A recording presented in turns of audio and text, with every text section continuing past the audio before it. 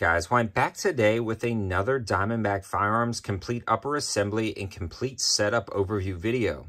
Now, I've been reviewing Diamondback Firearms for years now, and they always produce high-quality firearms at an affordable price, fitting the channel motto perfectly.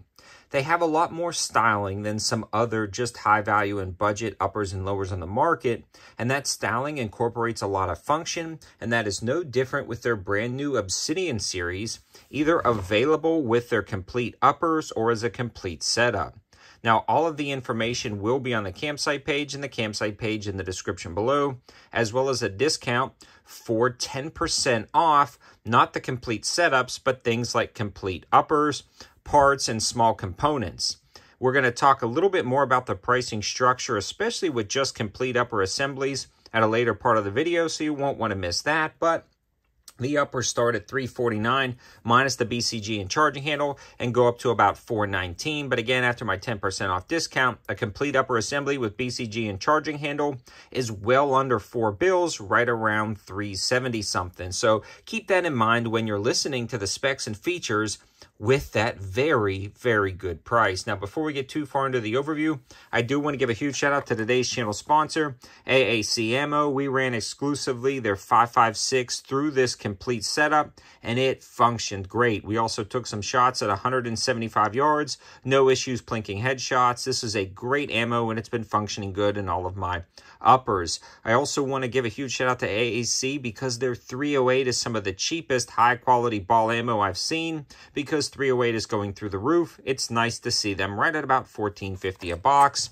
And they also just released some steel case, and you can get more information on the campsite page as well as other opportunities in the description below. But let's keep digging into this upper assembly, and we'll start from the front and work our way to the back. Now, with any upper, reliability is paramount, and we're going to talk about reliability in a later part of this review, but I do want to mention it's great. It's awesome. The muzzle brake on the front comes standard with this upper, and it does an amazing job of controlling that recoil. And I was actually doing double taps at about 150 yards on top of a ridge when this was mounted to a bipod, and they were just tack drivers, just boom, boom, right after each other. So no issues, and that's in part due to the muzzle brake controlling left, right, and up and down, and it keeps the entire setup stable. Now, that's attached to the barrel via the 1/2x28 threads, and the barrel itself is chambered in 5.56 NATO with a mid-length gas system, and I love to see that. We'll talk a little bit more about the gas system in a second, but this one is actually 4150 chrome olive steel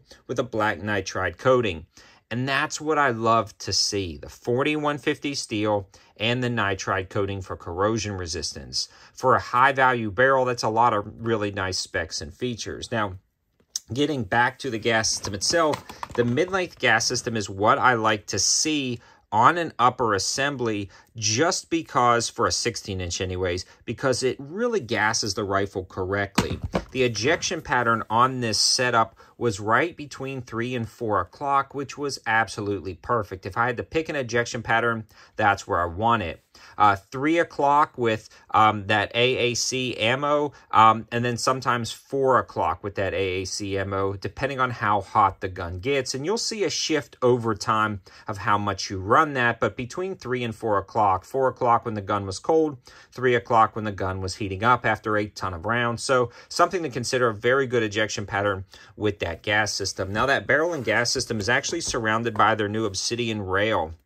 I love what they've done because they've really carried over some of their previous rail things, but they improved over time. So it's an anti-rotation rail system, and it clamps up rock solid. You also have QD slots at the front and rear, and they are placed perfectly. The front is at a downward angle to really pull the sling down away from your handguard, which is a nice touch, and you don't see that a ton. The handguard also stops just short of the end of the barrel, allowing you to get a wrench in there to remove and swap out different muzzle devices. The M-lock slots in the slide and bottom are working out perfectly, and I love the fact that they've done a monolithic pick rail at the top. Some of their previous rail versions were actually cut down with M-lock, I personally rather have a pick rail at the top, but it's a matter of preference. Just know if you don't like the pick rail and you want a little bit of M-LOK at the top, they have those options available as well. The fit and finish on this rifle is spectacular. You're not going to find a fit and finish like this and the attention to detail on other budget rifles. They just do a really good job at that. That's something that Diamondback is known for. Again, this is not going to be the cheapest rifle on the market, but it really does kind of blend that high value nature all into one pretty cool setup.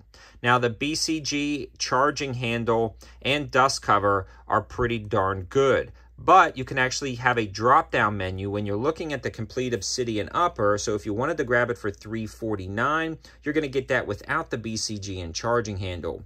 With the BCG and charging handle, it's going to go up to $419. But again, we're talking about that discount code. So the $349 really comes out to $315. The $419 really comes out to about $370. And then you can grab this Ambi charging handle, which I would highly recommend, as well as a few other doodads on there in the drop-down menu, and it just kind of keeps climbing depending on what you want for the complete upper assembly. Now, a lot of people are retailers of this, so I'm not going to give you a specific place to look for the complete setup, but if you're looking for the upper or small parts and components, just head over to that campsite page, head over to that info, and just make sure you use that code in the description below to save you money. You don't want to leave anything on the table. Now, I love the fact that Diamondback marks their dust covers. I wish all companies would do this. Maybe a little bit more discreetly, but it doesn't matter. It's great because especially if you have a lot of different uppers sitting around, you don't want to confuse the caliber since a lot of them look the same. And it may be hard to look through that muzzle brake to see the barrel, especially if everything's covered up. Now, moving along to the lower assembly for the complete setups, you do see some intricate milling in the upper itself, and it matches really nicely with the lower. The cool thing is this one utilizes components that I love, the Magpul K2 grip and the CTR stock with the locking mechanism and QD slots at the rear. It also has an enhanced trigger guard that matches great and an ambidextrous mag release, which is pretty darn awesome, an ambidextrous safety, and that bolt hold open right there. So this is set up for ambidextrous shooting at a great value. And again, you can purchase things separately and kind of piece them out as you want, but the entire setup runs great. Now let's talk about that reliability and shootability down at the range. We've already mentioned that this shoots flat, especially because of the mid-length gas system and muzzle brake.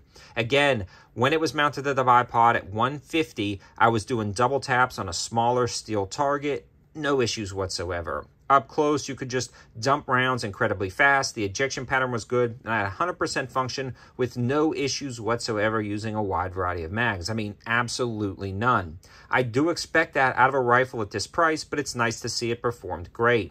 If you want more detailed specs and features about all the parts and components, they have it compiled over on their site if you wanted to take a look at that, like all the materials used in the bolt and the small details. But I've been running Diamondback firearms for a while, and I've never had one fail on me. And this one is a nice evolution of their setup with their new Obsidian series. Again, check that campsite page. Thanks to AAC for sponsoring this video. And a huge shout out to Diamondback Firearms for sending this out at my request. As soon as I saw it was released, I sent them a message, and they were happy enough to send me one out. So can't thank them enough. Thanks for watching, guys. Have a good one.